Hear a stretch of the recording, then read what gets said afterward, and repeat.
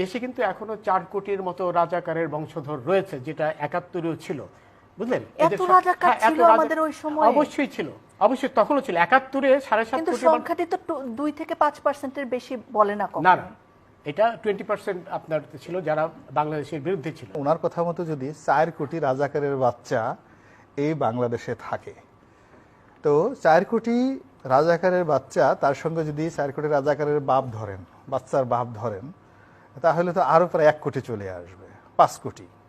তারপরে এই রাজাকারের বাচ্চারা যদি কেউ বিয়ে করে থাকে, বউ থাকে, কারো যদি প্রেমিক থাকে, ওগুলো তো রাজাকার। এত কোনো অবস্থা নাই। অর্থাৎ 5 কোটি রাজাকারের বাচ্চা, তাদের বাপ, তাদের মা, এরা রাজাকার। এদের যদি বিয়ে করে থাকে বউ রাজাকার, এ যদি প্রেম করে থাকে কারোর সাথে, এই যে ইয়াং ছেলেরা, তো এটা তো সঙ্গতি কারণে অনেক রাজাকারের মেয়ের সাথে সে প্রেম করবে, তার বাইরে তো কোনো মুক্তিযোদ্ধার মেয়ের সাথে সে প্রেম করবে না, এটা common. So this number is more than 12 lakh. ওনার হিসাব অনুযায়ী নাম্বার হয়ে যায় 12 কোটি।